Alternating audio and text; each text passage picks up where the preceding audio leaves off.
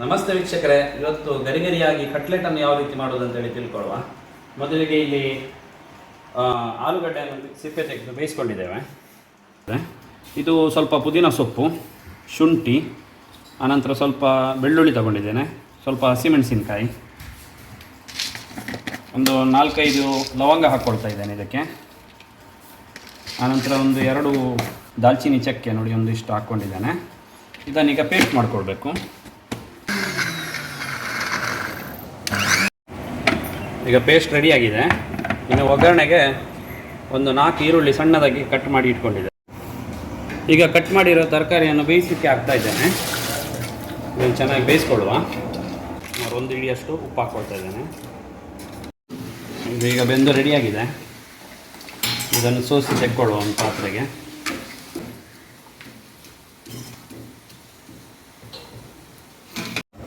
ಈಗ ಒಗ್ಗರಣೆಗೆ ಒಂದು ಬಾಣಲೆಗೆ ಎಣ್ಣೆ ಹಾಕ್ಕೊಳ್ತಾ ಇದ್ದೇನೆ. ಬಿಸಿಯಾಗಿದೆ.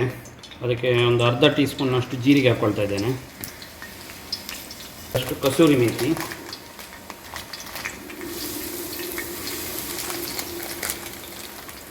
ಈರುಳ್ಳಿಯನ್ನು ಹಾಕ್ಕೊಳ್ತಾ ಇದ್ದೇನೆ.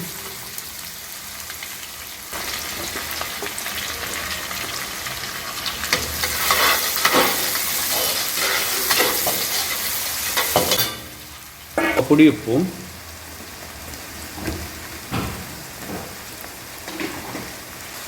ಸ್ವಲ್ಪ ಜಿಂಜರ್ ಗಾರ್ಲಿಕ್ ಪೇಸ್ಟನ್ನು ಹಾಕ್ಕೊಳ್ತಾ ಇದ್ದೇನೆ, ಸುಮಾರು 1 ಚಮಚ. ಈಗ ರುಬ್ಬಿಟ್ಟ ಮಸಾಲೆಯನ್ನು ಹಾಕ್ಕೊಳ್ತಾ ಇದ್ದೇನೆ.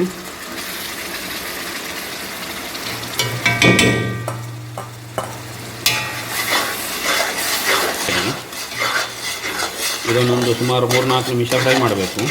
ಅದರ ನೀರಿನ ಅಂಶ ಎಲ್ಲ ಹೋಗಬೇಕು. 1 ಚಮಚ ಜೀರಿಗೆ ಹುಡಿ ಹಾಕ್ಕೊಳ್ತಾ ಇದ್ದೇನೆ. 1.5 ಚಮಚದಷ್ಟು ಕೊತ್ತಂಬರಿ ಹುಡಿ ಹಾಕ್ಕೊಳ್ತಾ ಇದ್ದೇನೆ. 2 ಚಮಚದಷ್ಟು ಗರಂ ಮಸಾಲ ಹುಡಿ. ನಾನೊಂದು ಅರ್ಧ ಚಮಚದಷ್ಟು ಪೆಪ್ಪರ್ ಪೌಡರ್ ಹಾಕ್ಕೊಳ್ತಾ ಇದ್ದೇನೆ. ಸುಮಾರು ಒಂದು ಅರ್ಧ ಚಮಚದಷ್ಟು ಚಾಟ್ ಮಸಾಲ. ಈಗ ಇದನ್ನು ಇದರಲ್ಲೇ ಫ್ರೈ ಮಾಡಿಕೊಳ್ಳುವ. ಮೊದಲೇ ಬೇಯಿಸಿಟ್ಟಂಥ ತರಕಾರಿಗಳನ್ನೀಗ ಹಾಕಿ ಮಿಕ್ಸ್ ಮಾಡ್ಕೊಳ್ತೇವೆ. ಇದನ್ನೀಗ ಚೆನ್ನಾಗಿ ಮಿಕ್ಸ್ ಮಾಡ್ಕೊಳ್ಳುವ. ಈಗ ಆಲೂಗಡ್ಡೆ ತುಂಬ ಇದೆಯಲ್ಲ, ಹಾಗೆ ಆಗ ಹಾಕಿರೋ ಉಪ್ಪು ಸಾಕಾಗೋದಿಲ್ಲ. ಹಾಗೆ ಇನ್ನೊಂದು ಚಮಚ ಉಪ್ಪನ್ನು ಹಾಕ್ಕೊಳ್ತಾ ಇದ್ದೇನೆ.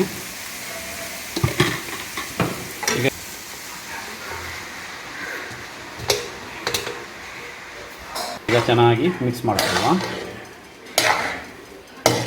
1 ಹಿಡಿ ಕಾರ್ನ್ಫ್ಲೋರ್ ಮತ್ತು 1 ಹಿಡಿ ಮೈದಾ ತಗೊಂಡಿದ್ದೇನೆ.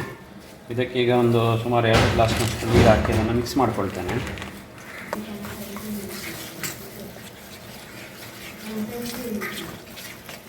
ಸುಮಾರು ನೀರು ದೋಸೆ ಹಿಟ್ಟಿನಾಗೆ ಆಗಬೇಕು ನೋಡಿ, ಈ ಥರ. ಇದು ಡಿಪ್ ಮಾಡಲಿಕ್ಕೆ ಬೇಕಾಗ್ತದೆ. ನಾನು ಬ್ರೆಡ್ ಕ್ರಮ್ಸ್ ತಗೊಂಡಿದ್ದೇನೆ. ಇದರಲ್ಲಿ ಮಾಡಿದರೆ ಚೆನ್ನಾಗಿ ಬರ್ತದೆ. ಒಂದು ವೇಳೆ ನಿಮ್ಮ ಮನೆಯಲ್ಲಿ ಬ್ರೆಡ್ ಕ್ರಮ್ಸ್ ಇಲ್ಲ ಅಂತ ಮಾಡುವ, ಆಗ ಬಾಂಬೆ ರವೆ ಇದೆಯಲ್ಲ, ಅದರಲ್ಲಿ ಕೂಡ ಮಾಡ್ಕೊಳ್ಬೋದು. ಆಮೇಲೆ ರಸ್ಕ್ ಪೌಡ್ರ್ ಸಿಗ್ತದೆ ನೋಡಿ ಈ ರೀತಿಯಲ್ಲಿ. ಇದರಲ್ಲಿ ಕೂಡ ಮಾಡ್ಕೊಳ್ಳಿಕ್ಕೆ ಆಗ್ತದೆ. ನಿಮಗೆ 3ರಲ್ಲೂ ಕೂಡ ಒಂದೊಂದು ಮಾಡಿ ನಾನು ಯಾವ ರೀತಿ ಬರ್ತದೆ ಅಂತ ತೋರಿಸ್ತೇನೆ. ಈಗ ಇದನ್ನು ಉಂಡೆ ಕಟ್ಟಿ ರೆಡಿ ಮಾಡಿಕೊಳ್ಳುವ. ಈ ರೀತಿಯಲ್ಲಿ ಅಚ್ಚು ಬರ್ತದೆ. ಕಟ್ಲೆಟ್ನ ಅಚ್ಚುಗಳು ಅಂಗಡಿಯಲ್ಲಿ ಸಿಗ್ತದೆ. ನೀವು ಒಂದು ವೇಳೆ ಸಿಗದಿದ್ದರೆ ನೀವು ಈ ಬಾಟಲ್ನ ಮುಚ್ಚಳ ಇದೆಯಲ್ಲ, ಅದರಲ್ಲಿ ಕೂಡ ಮಾಡ್ಕೊಳ್ಳಿಕ್ಕೆ ಆಗ್ತದೆ.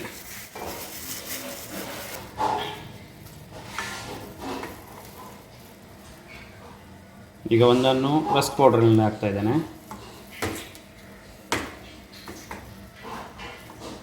ಇನ್ನೊಂದನ್ನು ಬಾಂಬೆ ರವೆಯಲ್ಲಿ ಹಾಕ್ಕೊಳ್ತಾ ಇದ್ದೇನೆ. ಮತ್ತೊಂದನ್ನು ಬ್ರೆಡ್ ಕ್ರಮ್ಸ್ನಲ್ಲಿ ಹಾಕ್ಕೊಳ್ತಾ ಇದ್ದೇನೆ. ಈಗ ಇದನ್ನು ಸ್ವಲ್ಪ ಅಲ್ಲಿಗೆ ಹೊರಳಾಡಿಸುವಂಥದ್ದು ಈ ರೀತಿಯಲ್ಲಿ. ಇನ್ನು ಇದಕ್ಕೆ ಈ ರೀತಿಯಲ್ಲಿ ಅಚ್ಚನ್ನಿಟ್ಟು ಈ ರೀತಿ ಅಚ್ಚು ಮಾಡುವಂಥದ್ದು. ಸ್ವಲ್ಪ ಜಾಸ್ತಿ ಇದೆ ಇದ್ದರೆ ಅದನ್ನು ವಾಪಸ್ಸು ಇದಕ್ಕೆ ಹಾಕ್ಕೊಳ್ಬೋದು ನೋಡಿ. ಈ ರೀತಿ 2 ಸೈಡ್ನಲ್ಲಿ ಕರೆಕ್ಟಾಗಿ ಕೋಟಿಂಗ್ ಬರುವ ಹಾಗೆ ಇದನ್ನು ಹಾಕ್ಕೊಳ್ಬೇಕು. ಒಂದು ಕಟ್ಲೆಟ್ ನಮ್ಮದು ರೆಡಿ ಆಯಿತು. ಹಾಗೆ ಇಲ್ಲಿ ರವೆಯಲ್ಲಿ ಇಟ್ಕೊಂಡಿದ್ದೇನಲ್ಲ, ಬಾಂಬೆ ರವೆಯಲ್ಲಿ, ಅದನ್ನು ಕೂಡ ಅದೇ ರೀತಿ ಮಾಡ್ಕೊಳ್ತಾ ಇದ್ದೇನೆ.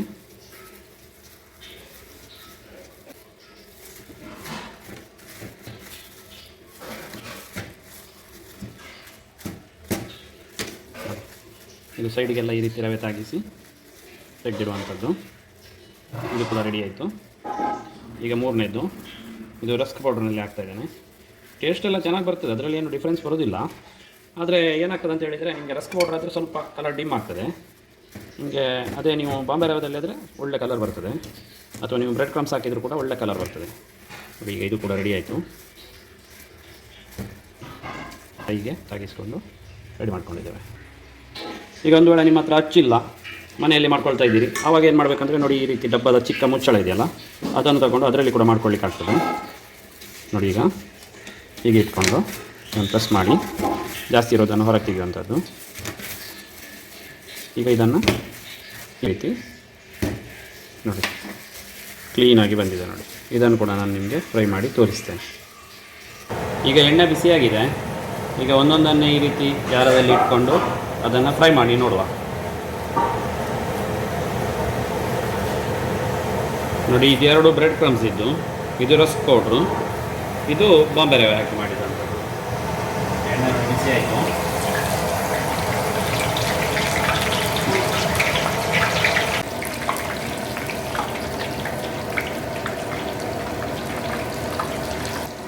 ಎಣ್ಣೆ ಯಾವಾಗಲೂ ಕಟ್ಲೆಟ್ ಬಿಡುವಾಗ ಬಿಸಿ ಇರಬೇಕು, ತಣ್ಣಗಿದ್ದರೆ ಅದು ಬಿಟ್ಕೊಳ್ತದೆ.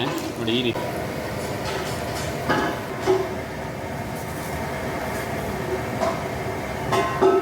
ನೋಡಿ. ಈಗ ಸೂಪರ್ ಡೆಲಿಷಿಯಸ್ ಆಗಿರುವಂತಹ ಕಟ್ಲೆಟ್ ರೆಡಿಯಾಗಿದೆ.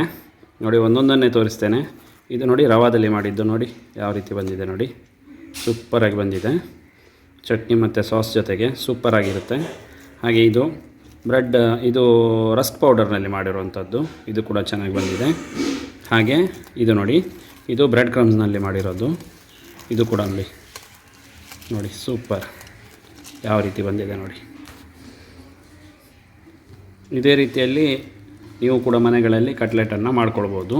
ಇನ್ನೂ ಇಂಥ ಹೆಚ್ಚಿನ ವೀಡಿಯೋಗಳಿಗಾಗಿ ನಮ್ಮ ಚಾನೆಲ್ನ ಲೈಕ್ ಮಾಡಿ, ಕಮೆಂಟ್ ಮಾಡಿ, ಸಬ್ಸ್ಕ್ರೈಬ್ ಮಾಡಿ, ಶೇರ್ ಮಾಡಿ. ವಂದನೆಗಳು.